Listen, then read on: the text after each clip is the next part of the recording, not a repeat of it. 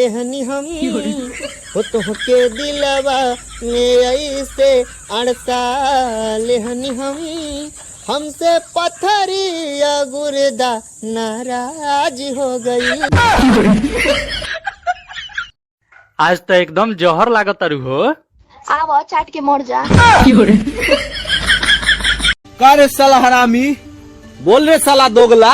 आज ले तो हमरा घर के हाथ ना लगैलस, ते काहे लगैली हस? का उखड़बो, आव फरिया लो। ए भैया झगड़ा छोड़। हे तू क्या हुआ? हमरा तरफ से बढ़ो ना तो ओकरा तरफ से बढ़ो ना तो ये मरवावे आइल बढ़ो। हमार गर्लफ्रेंड बोल रहा है कि धीरे धीरे से मेरी जिंदगी में आना। हम इतना धीरे धीरे गेली कि हमरा जाते जाते और दूगो बच्चे हो गली के माई। तोर देवरा कहाँ है? करे उ सर पागल है कारे? दुनिया दही गुड़ चाटल उसार ढोढ़ी चाटत है। एक बात कहे के बा। का कहे के बा? पूरा गांव महल्ला बिना मास्क के निकलते नहीं खे। आ इनका तो कुछ बुझाई के ना बा। का कहत? ही प्यार ने इतनी नफरत मेरे अंदर किसने भर दी? मेरे ही प्यार ने। वतन, मुल्क, देश, बाबूजी, घर, माँ, क्या नहीं खोया मैंने अपने इस प्यार की खातिर। इस प्यार ने तो मेरी सारी जिंदगी बदल कर रख दी। और तुम कहती हो मैंने प्यार नहीं किया। जब दिल ही टूट गया जी कर क्या करेंगे।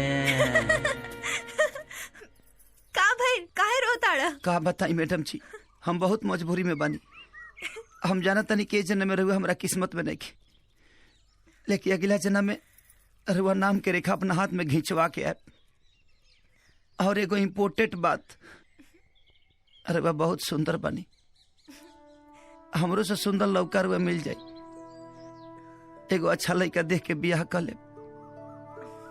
और त्रिभुवना ठीक नहीं खे रहुआ खाती, वो भैंसा लोटबा। का भाई काहे दुखी होता नहीं मैडम जी? हमके पता बा कि रउआ हमरा से प्यार करे लगल बानी। अरे ना ना, ऐसन बात नहीं खे।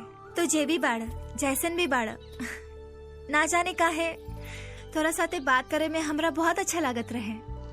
पर अब तो तोहर शादी हो जाई तो तू अब तो हमरा मिले ना आई बा, बस यही से। ऐसे कैसे ना मिले? अरे वो जब भी बुलाए हम घप देना चले। चल झूठा।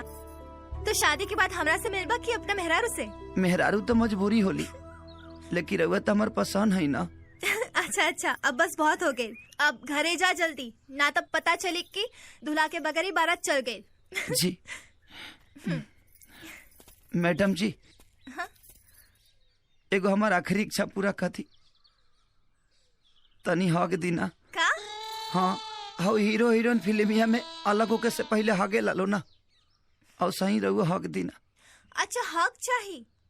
हाँ तो ऐसा बोलो ना, हक करी।